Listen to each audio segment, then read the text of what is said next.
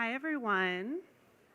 Thank you for joining for the 10th anniversary edition of Expo Chicago, the International Exposition of Contemporary and Modern Art. I'm Kate Sears-Batowski, Director of Programming. It's my great pleasure to welcome you to the very final panel of the 2023 edition of Dialogues, presented in partnership with the School of the Art Institute of Chicago. Dialogues offers panel discussions, conversations, and provocative artistic discourse with leading artists, curators, designers, and arts professionals on the current issues that engage them. For this conversation, artist Brendan Fernandes and writer and critic Aruna D'Souza will discuss how Brendan's multimedia dance and video installation, which we just saw, Free Fall for Camera, explores the falling body as a metaphor for queer politics, while also exploring how the performance in film aims to reclaim dance as an agent for freedom, protest, and agency in the wake of the devastating attack on Pulse nightclub in Orlando, Florida in 2016. The two will also discuss Fernandes' new work, Invisible, commissioned for the Munch Museum in Oslo, Norway, that examines the relationship between invisibility and visibility as a common experience of marginalized groups. This panel is presented with Soho House Chicago. Please join me in welcoming our panelists.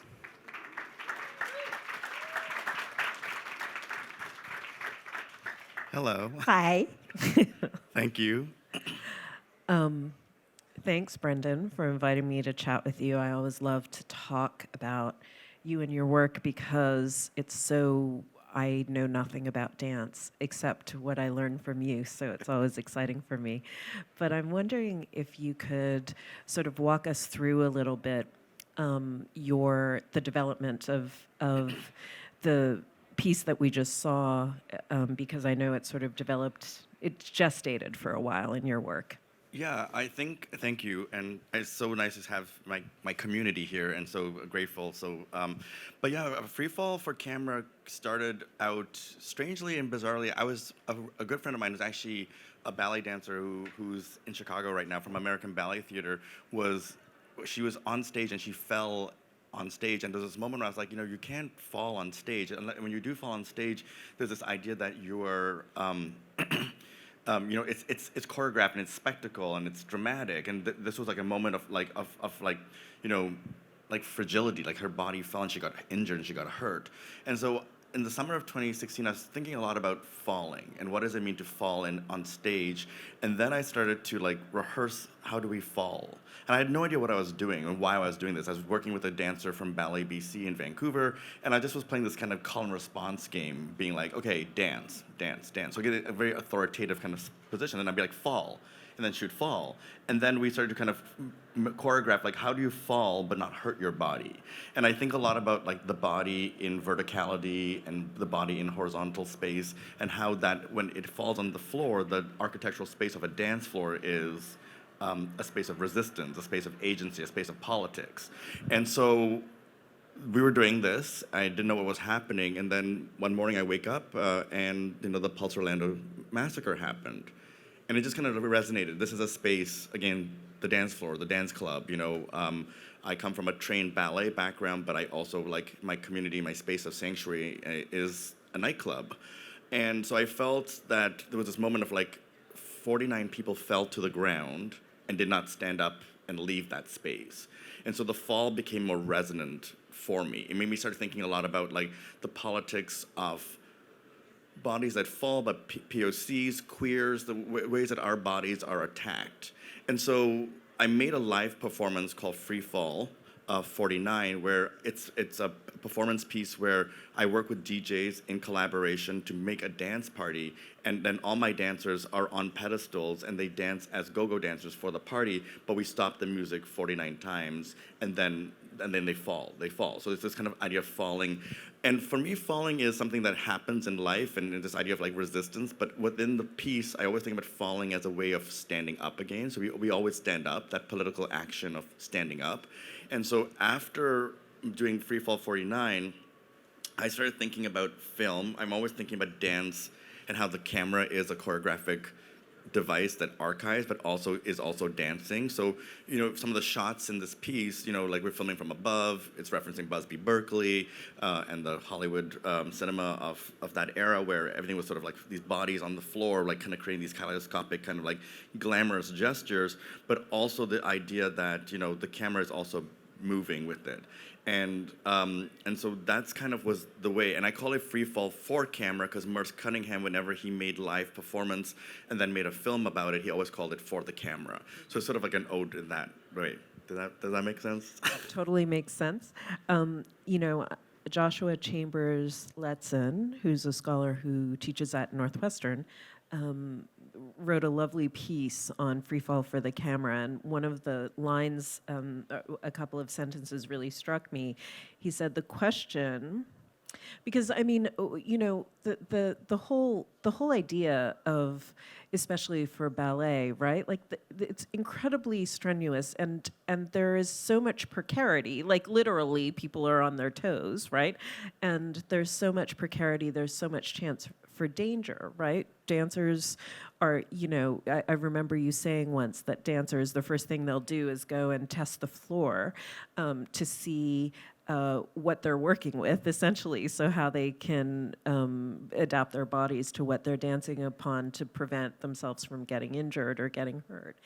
And he wrote that the question that one of the things that this piece brings up, that the question is not how one avoids exposure to harm, vulnerability, and penetrability, say by the floor. The question is how one moves strategically when harm, vulnerability, penetrability, and exposure are inevitable, right? And that struck me as so poignant, to think about the piece and the origins of the piece and the Pulse nightclub massacre, and the ways in which we all, depending on our positions, right, depending on our particular identities or our particular vulnerabilities in the world, we're all sort of working in a world that just seems full of danger, right, and full of violence and full of injustice. And the idea that what you're thinking about is not how to necessarily sort of make all those things go away, but how to work strategically within them, right? Both to prevent harm, but presumably also then to create, right? To create something beautiful, whether it's a vision of a new world or a dance, right? Yeah, and I think that idea of like creating a new vision or a new space, it's like the precarity, the space that we're living in is not a space that I want to continue to be in. And so to find a space to kind of challenge that, to make a new form. And for me, it's it comes from like Marxist like ideology of this kind of idea of imagined future, a future possibility. But then I also think a lot about these ideas of how, when the body falls, there's, it stands up. So again, that political gesture to stand up and to move forward, to move against the system and to challenge that system to make something different. And if I don't have, personally for myself, if I don't have that kind of understanding or place to move towards, it becomes, like static. We need to keep challenging that process. I always want things to be like ruffled, in flux, in change, in challenge, to make difference, to make newness. I talk about in some of my other work this idea to find freedom within restraint. So within the confines of restraint, how do you find your freedom? You need to challenge that. You need to think differently. You need to move differently. Mm-hmm. I think that that's something that's so fascinating to me about a lot of different forms of futurism that people are exploring now, but also just different political approaches to making art right now, right? I think of Simone Lee's idea of the loophole of retreat, right? The idea, she bases it on the Harriet Jacobs story of a young enslaved woman who, to escape the abuse she was experiencing, hid in a sort of little attic space, crawl space in the attic that was 3 feet by 7 feet or something, and she lived there for 7 years, and it was a space of freedom, in which she was free of the kind of injustice and violence that she would have experienced outside the space. And so this tension, this idea of even within a system that is overbearingly horrible, that to carve out that space in which freedom and freedom to be can happen. I mean, I think that's a lot of artists are thinking about this sort of stuff now of not just the idea of not so much the idea of kind of undoing systems so much as finding space around and between in which new forms of living can happen, and hopefully offer a kind of possibility. Right? Yeah, I totally agree. And I think for me, when I think about decolonizing or dismantling systems, it's not about bringing it down to the bare minimums of dismantling to a point of a total rebuild, right? Yeah. I think about this idea of I insert myself into systems, and when I put myself in those systems, I challenge that system within my own visibility and agency of finding myself in that space. Mm-hmm. And so I sometimes think about it again through architectural kind of ways that I'm building new doorways and new windows to see differently, to move differently in those spaces. And then for me, I think a lot about then again, the space of agency and resistance of the dance floor as a space of gathering, right? Yeah. As a space to bring community, to build. And that's why I think Free Fall for Camera was a piece that really and Free Fall 49 was a moment of real vulnerability for me. I had to look at a space that I would go to feel safe in, and it wasn't safe anymore, and it's still not safe anymore. And Pulse was one massacre, but we're still having this violence happen in other places. And so I sometimes, actually a friend in the audience said to me once, I wish this work wasn't relevant anymore, because I want to be able to look outside of that work and be yeah, we're not doing this to each other anymore. Yeah. Can you talk a little bit about your process of working with dancers? I'm really curious about how you set up these situations, because it's really dealing with a lot of, you're asking them to do a lot of unusual things with their bodies, but also within this very charged space, right, of thinking about these really difficult, in this case, really difficult issues. Yeah, many things with that. First and foremost, when I'm always so grateful to my dancers because they give me their body, they give me their physicality, their cerebral space, they give me their physicality, and they work with me. So it's always in collaboration, but I'm so grateful because without them, I don't have work, right? There's a certain sense of intimacy, there's a certain sense of community. So whenever I work with dancers, it's always people that I've danced with, or who know me, and or I'll go to another country and I'll be oh, I'm working with, or another city, and I'm I need dancers, and it's always by word of mouth. We're kind of this network, and so that's something that's really important. I have a very particular method to my madness when I make dance and I make performance. So they kind of have learned that, and sometimes they're what do you want me to do? But it's a relationship. It's an open space that we really kind of connect. With this piece in particular, we had to rehearse. I was really thinking about 2 choreographies, the camera and then moving the dancers. When I actually was filming, they wouldn't let me be on set. They wanted me to be behind the set, watching just the screen of what the camera was capturing to make sure I was getting the right. Because if I'm watching the piece in live, I'm not going to get that same thing. But it's definitely production. It's definitely crazy production. I think we had 7 or 8 camera people, and then there was I think there's 19 dancers on the set. So did you work with the production crew that you worked with?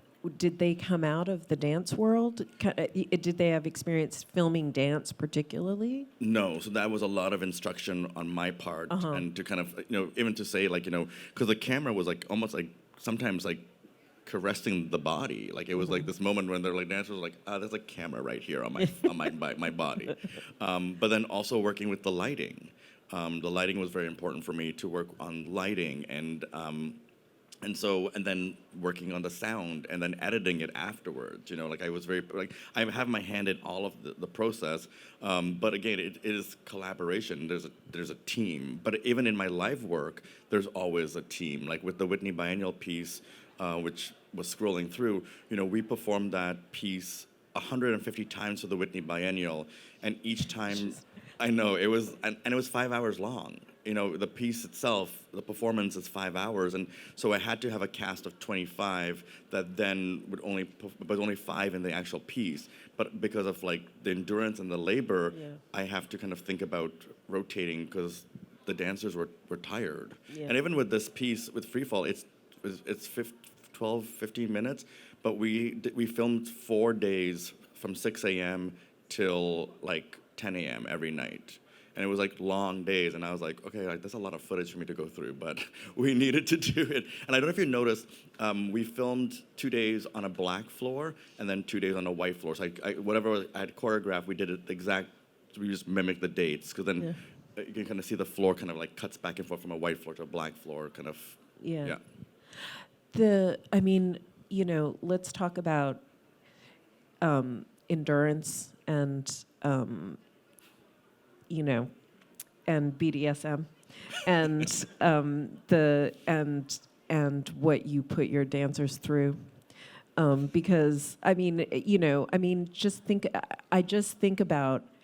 I had to take the stairs up onto this stage, right? Like these dancers are falling at the Getty performance. These dancers are falling 49 times. That is like not. That's no joke, right? And these, the Whitney piece, it was a 5-hour-long piece, right?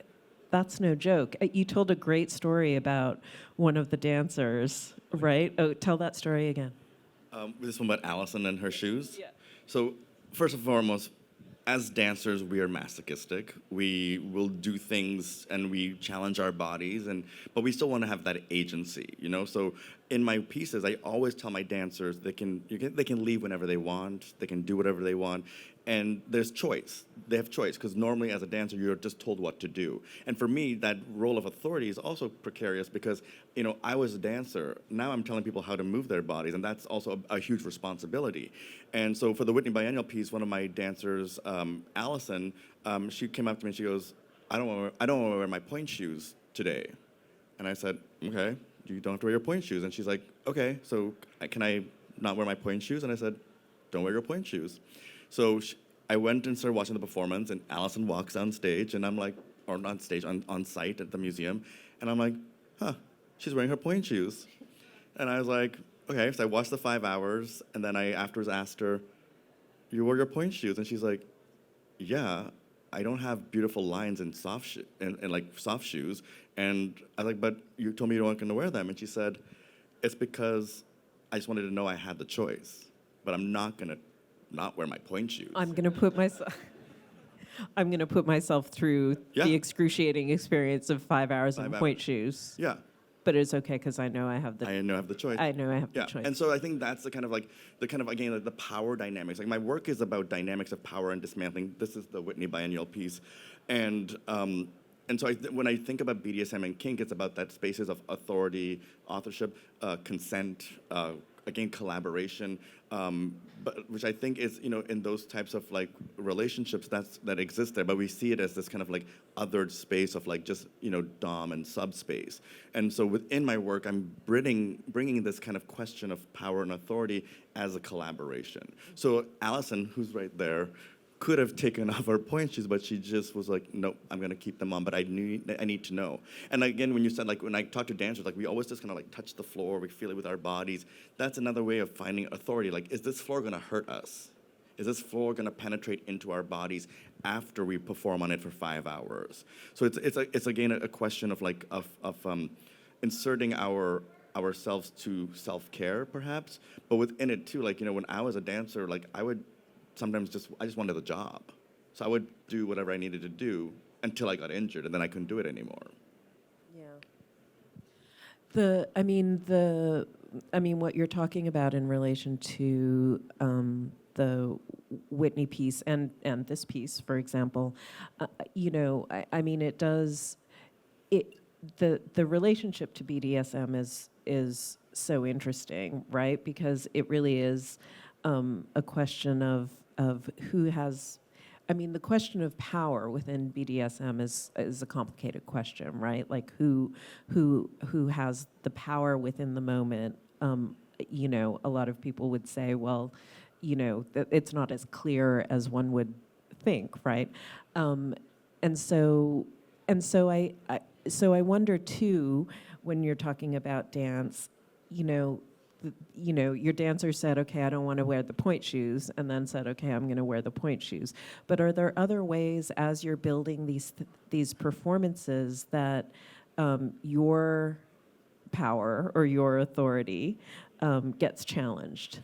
Definitely, because I think, you know, when I'm making the work, we make it together, but eventually it's theirs. I'm not in it anymore. You know, like I have to let them take it on and do it. You know, like with the Whitney Biennial, I was not there 150 times to see every performance, and it changed. And we did these check-ins with them to be like, you know, you've been doing this now for like months, and like, how is your body feeling? And they were like, oh, I'm getting stronger. I can hold a position a little bit longer. So it's weird how physically they were also like adapting. The body is adaptable. The body can endure and take on so many things. And that's what I think is such an amazing thing about how bodies adapt and challenge. So that kind of idea, again, freedom and restraint. But there's this idea that, you know, yeah, their bodies were adapting to the piece. They were becoming better at the piece because of the endurance of it. I also think a little bit when you were talking about, you know, the idea of like BDSM, you know, ballet is such a kink in itself. You know, it's such a you know, the things that we like. I left ballet because the ballet world didn't like my feet. I don't have like arched feet, and it's nothing about strength or endurance. It's about an aesthetic that you have to have like pointed feet with arches. But they never liked my feet, and so when I watch ballet now, I only look at feet. Like, I'm just like, I actually went to the ballet last night and I was pissed because I was like, the seats were too close to the stage, which I know it sounds so stupid, but I couldn't see any of the feet.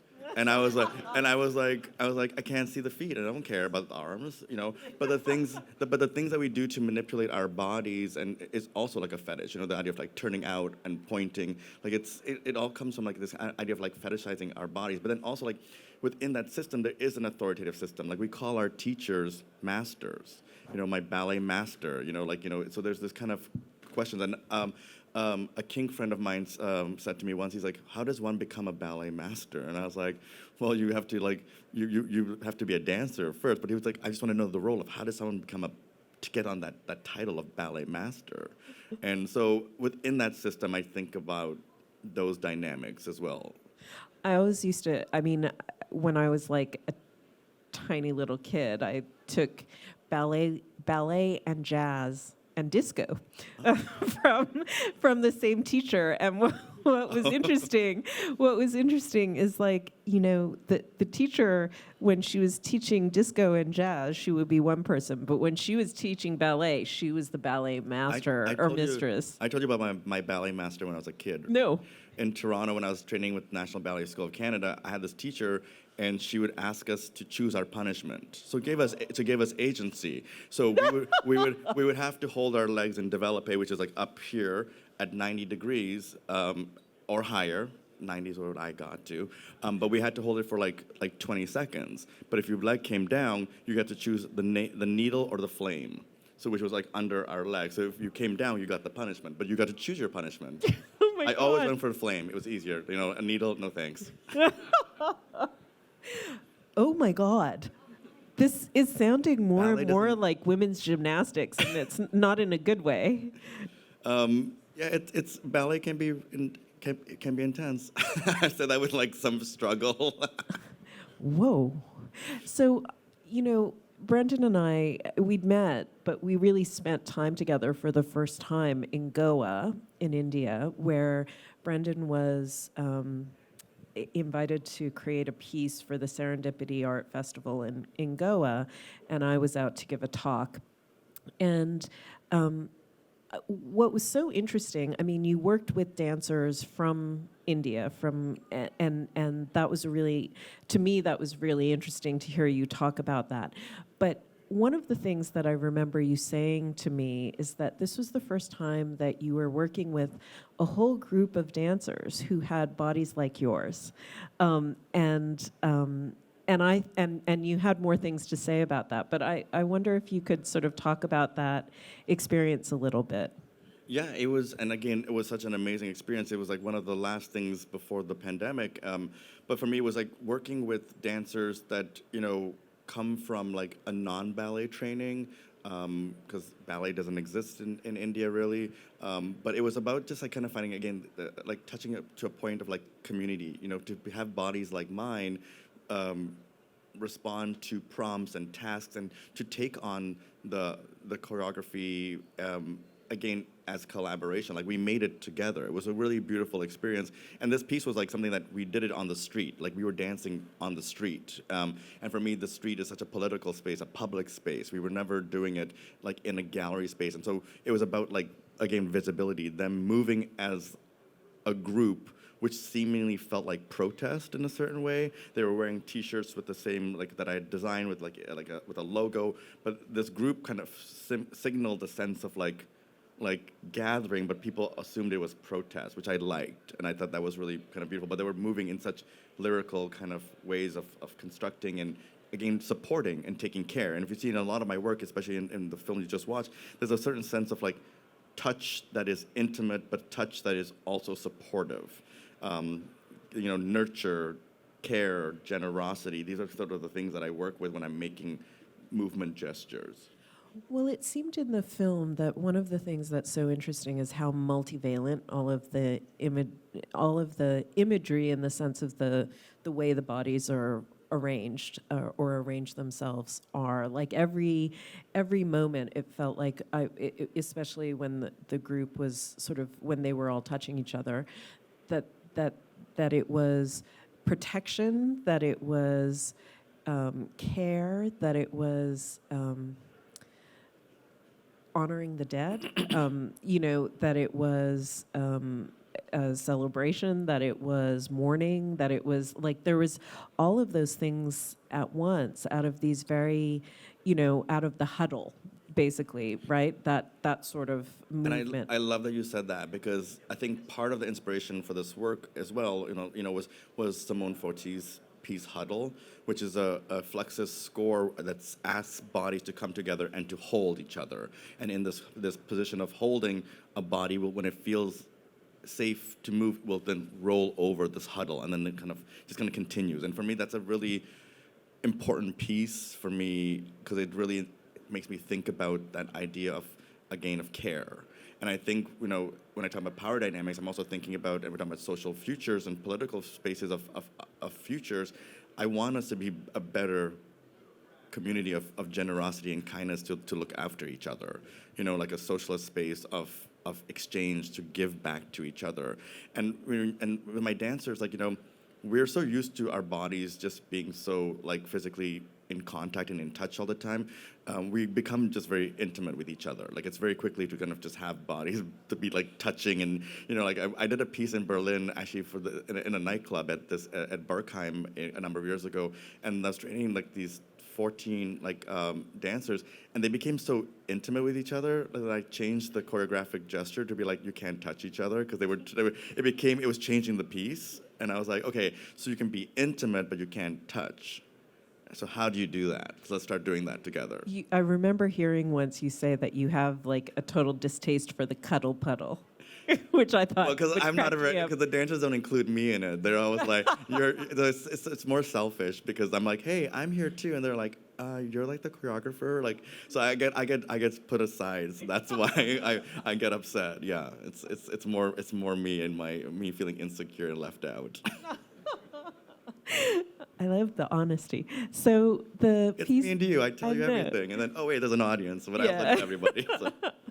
So the piece in Oslo that you're working on, that's Oslo, right? Yeah. Wait, we're talking about Invisible, which we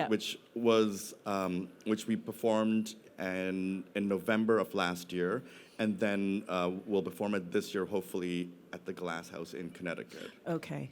At the Glass House? Yeah. That's awesome. Well, the piece is about being seen and being visible, and strange. I should. So when the Munch Museum in Oslo invited me to make this piece, it was really strange because like it's Norway, and they were like, "This is the year where we're celebrating queerness," and I was like, "Okay," what does that mean? They're like, "We're going to celebrate queerness, and so we need you to come and make a work for us." And I was like, "Okay, well, okay, I'll figure it out." And but I went to. But I went to Oslo, and this is really weird because I was invited to be the grand marshal of the Oslo Pride Parade, and I was like, okay, like no one knows who I am, and no one really cares. But like I was like, okay, but I'll come. So I came, now I'm gonna be more serious. Was that I went, and we did a lot of the celebrations and things, but then there was a shooting in Oslo that Pride, and I left being like, oh my God, like there's another shooting. And it happened at the London Pub, which is one of the main like gay bars in Oslo. And I was like, I need to really think about the relevance of this work. And so Invisible became this piece where I started thinking about when I'm invisible, because I'm always trying to be seen and always trying to be heard through finding political space and agency. If I'm invisible, do I now have I gone to this political space of gaining my civil rights? So is that a space of being complacent? But I've worked towards that space, and so the piece takes place in the museum in a round amphitheater that is glass, and the dance. And I worked with I was thinking of light and architecture as space, and so we had this space where we were moving with lights in the amphitheater and choreographed a whole performance, but the audience looks from inside from the glass, so it's kind of challenging the way you see the body. And even the dancers were there's sometimes so much haze in the space that we can't see each other. And so it was this idea of finding, looking for space. But again, this idea of being visible, being invisible. How do I find myself within political solidarity with myself, but also with my community to find that space of empowerment? It's funny because I think one of the things the writer Zoe Zamudi, who's a terrific writer on art and culture and politics, but we were having a conversation and she was saying she's teaching at an art school at the moment, and she said, it's really hard to get students to find the line between there's so many students who are making work for the white gaze and calling it their subjectivity. And I love the idea of complicating this idea of what is useful to see and what the useful parts of making yourself seen are, and where retreating into opacity or invisibility is more useful, and what are the lines? How do you do that without turning oneself into spectacle that's going to work towards someone else's goals, right? And goals that are not doing you any good, right? Yeah. As a queer person, as a brown person, as whatever it is, right? Yeah, definitely. Yeah. And I think that for me, it's that kind of space, again, of making new space. So is invisible the new space to be not seen and not heard? Which, the work, we have so much work to do, but eventually could that space be the space of being invisible, to be, not trying to be heard or seen in the terms of protest? And what are you working on now? What am I working on now? Oh my God.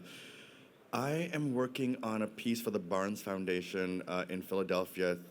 It's a more of a response to another artist's work, but I'm working with this idea of making a performance where I'm thinking again about soft sculpture.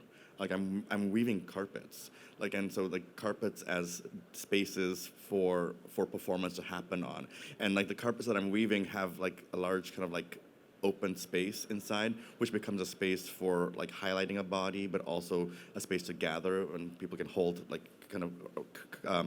perform on it, but hold court in a certain kind of way. So that's what I'm working on now. I just finished a piece in Copenhagen where it was I worked with a choir, 18 voices singing the sounds of police sirens. So the body itself evoking this kind of this signal, this idea of authority, this idea of power, and so this kind of like strange kind of like sound noise piece, I guess I should say, because it's, you know, it's not pretty. It's a 20-minute sound composition where bodies are making these calls, you know, calling for space, calling for support, calling for again hearing me out or being visible in a certain way. So it just occurred to me that I wanted to ask you another question about your engagement with modernism, because because I'm the Philip Johnson's Glass House in Connecticut, a classic sort of modernist architectural design piece, right, where all the walls are glass, and it's open out into the woods and whatever. But also your engagement with the Sama Noguchi, that was, you've been seeing, every once in a while you'll have seen a slide go past where you had dancers working with facsimiles, I think, from the Noguchi archives. Could you talk about that both the projects but also the engagement with those modernist forms? I think the modernist form comes from my background as a Graham dancer. And so after ballet, my work, my life as a trained dancer was through Martha Graham's. And so with Noguchi, you know, like I was thinking a lot about his collaborations with Martha Graham, building her sets. And so when I was invited to do the show at the museum, I started to engage and rebuild the sets that he had built for her and then perform with my dancers in that space. And so I think that's just something that is like part of like you know, my repertoire in a certain way. I love the aesthetics of you know, like mid-century modern, and so I kind of, when I make sculptures or things, I kind of like get inspired by those things. Noguchi's work as well. For the Glass House, it became part of, you know, like the idea again of it being a glass space. You know, like the amphitheater was like a glass space in the round, but now we have this kind of like modernist home. And again, the piece will change a little bit because it's a domestic space. We're going to be like performing, like you're going to be like kind of like looking through the space to see the body in this domestic space kind of work and act. And you know, what's interesting is that the Glass House already has the question of visibility and invisibility built in, because as opposed to the amphitheater, which is a public space, and you sort of expect that, you know, you're going to act in public. You know what I mean? Like, you're going to comport yourself as if other people can see you anyway. The Glass House is all about, like, you know, where, you know, do I want to get undressed in the middle of, like, everyone potentially, because there are almost no internal divisions in the house either, right? So it's just, you know, and Philip Johnson, I'm pretty sure Philip Johnson was like a famous nudist, right? Or is that Le Corbusier? One of the two. Le Corbusier was definitely, but I think also Philip Johnson, you know, like letting it all hang out, right? So like, so there's also that really interesting play because it's a domestic space which refuses the idea of privacy. Yeah, yeah, definitely. Okay, I think that we should probably see if there's questions Sure. from people. Oh, okay. Yes, there's. Yes. I think that there's going to be a mic. microphone coming by. Thank you. Hi, congrats on the work. Thank you. I'm Jason. Good to see you again. Good to see you too. I was actually texting with Simone earlier and told her I was coming here, so she said hi. My question for you is, can you talk a little bit about some of the opportunities and or challenges of doing a performance for camera versus on stage with an audience? Oh, yeah. Yes. Thank you for that question. Live performance is always, you know, there's the challenge of it's always going to be different, first and foremost. I guess maybe the challenge for me with the camera was that there's a little bit more, like, okay, I like to just kind of like improvise and do things on when like the live performances, like I'm like, okay, now it's gone. with the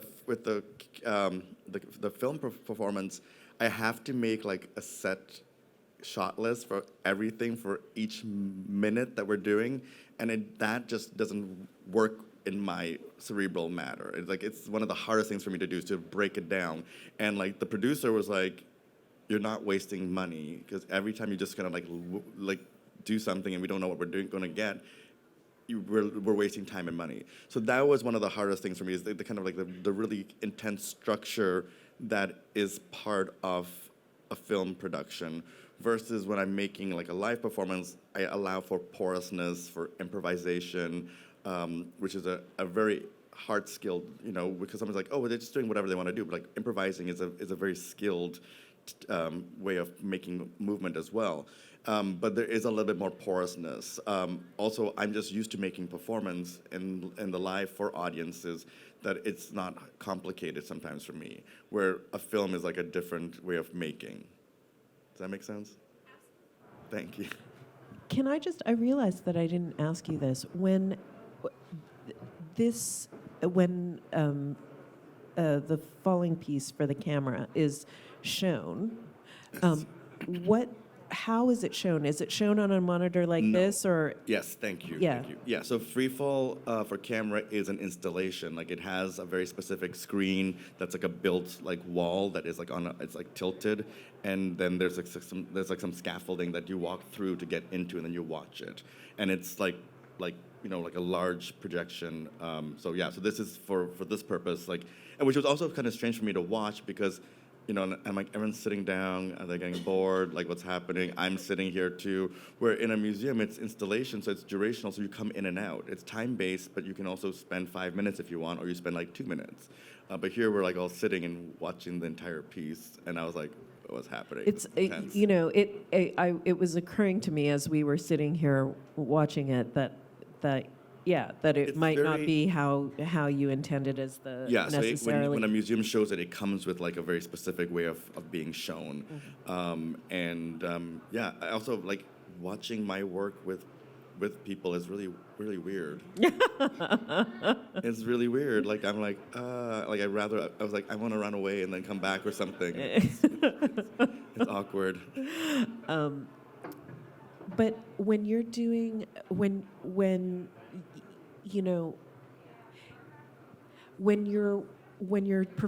you're creating performances for a live audience. Oh, I wanted to ask you before. I think there was another question. I wanted to ask you about the fact that you rarely Dance in my work. Yeah.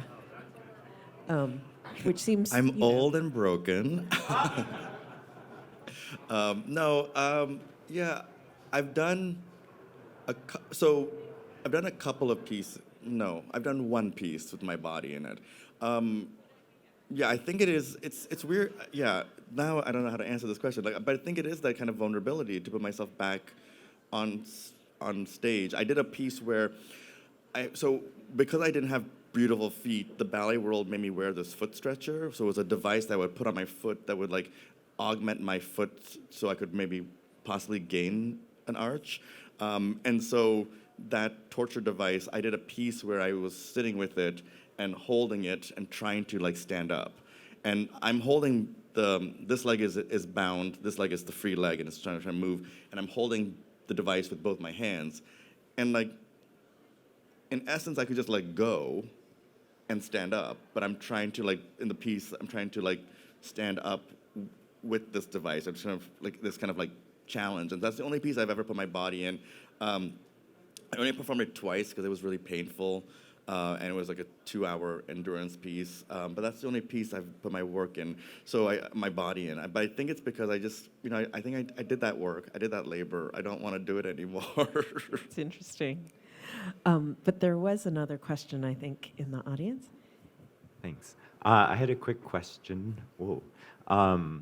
One's just very practical. I was curious who the 49 dancers were, how you came into contact with them, how you started working with them.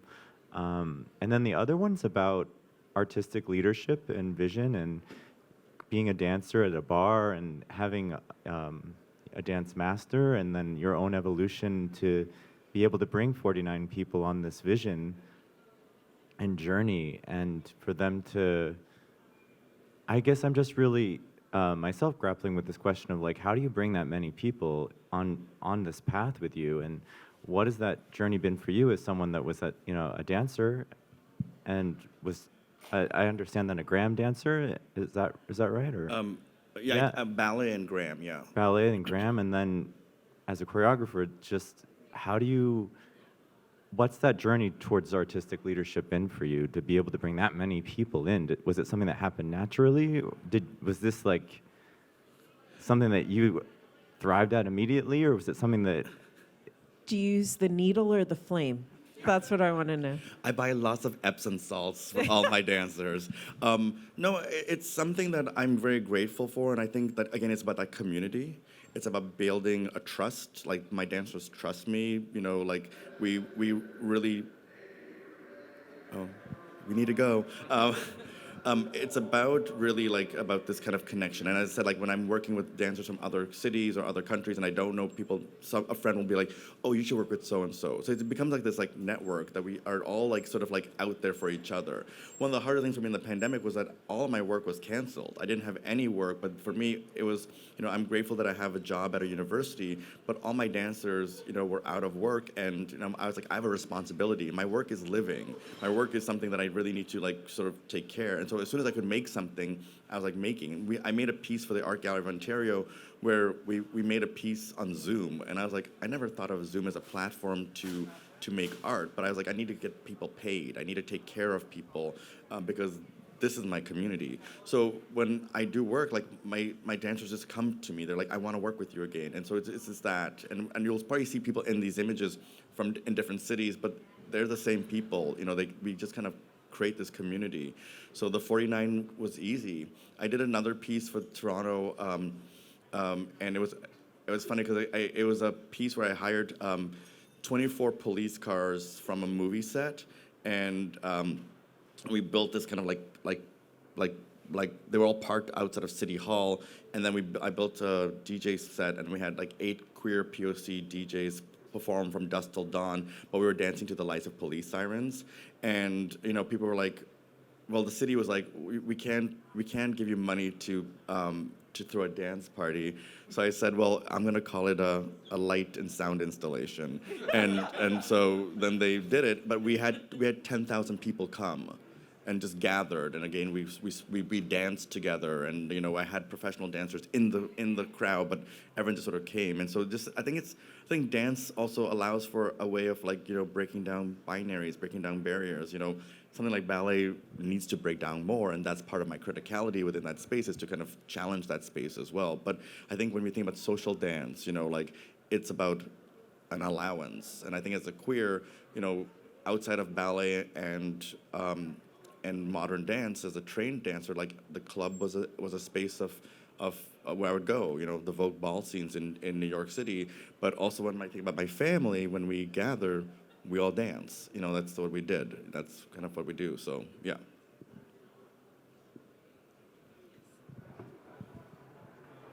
Sorry, I think there's.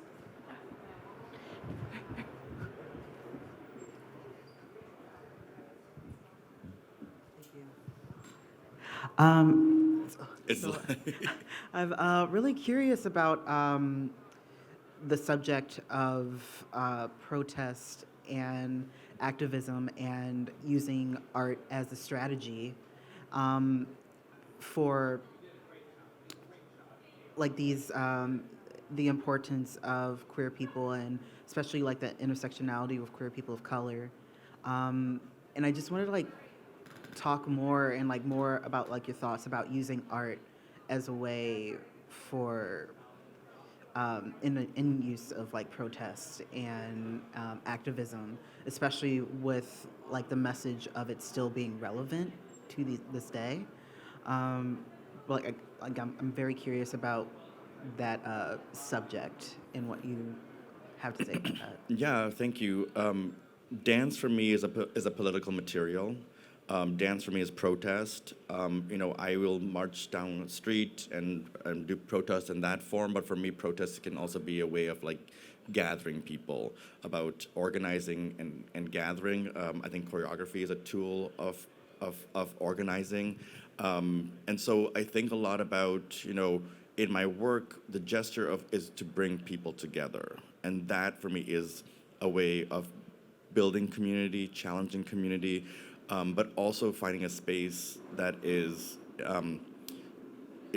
questioning the authority. So social gathering is a big part of how I see dance as a political material.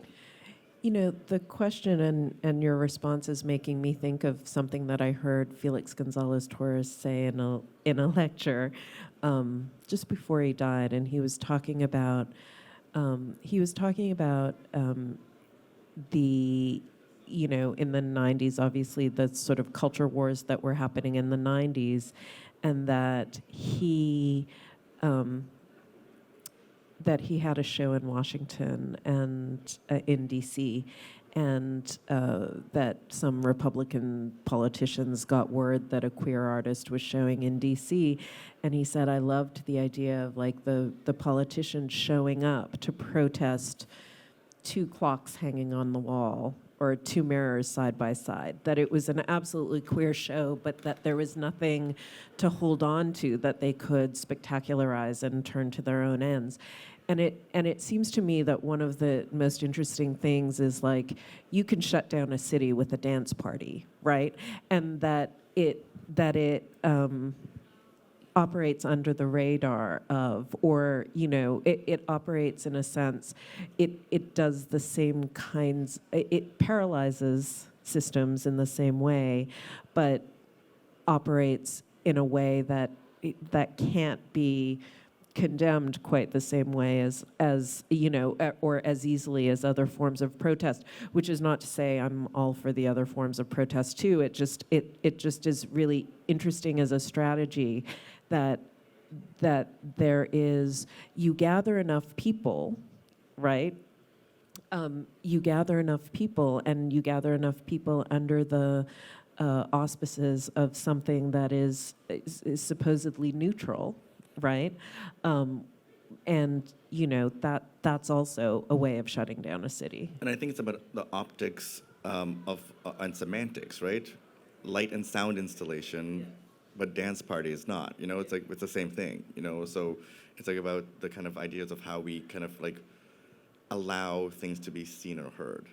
Well, and that is like so much about the art world as well, right? Like you call something a light and sound installation and it becomes art, right? If you call something a dance party, it doesn't necessarily. Exactly. And it's interesting that those kinds of semantics operate in lots of different systems, Or even right? when institutional systems. Even when you talk about like dance as being political, people are like, how's dance political? I'm like, it's about labor. It's about community. It's about like taking care of each other. Well, it can be political if you let it be political, or it's political, or even when you don't think it's political, right? Yep. It's this, yeah. I mean, all that ballet, all that straight up ballet is political, except people don't want to see it that way, right? Sure. Yeah. Are there any other questions? We've got a couple more minutes if anyone wants to ask anything. No? Brendan, I want to thank you so much for chatting with me about Always all a of pleasure. this. And it's always a pleasure. And yeah, and I hope we get to do it again soon. Me too. Okay. Thank you.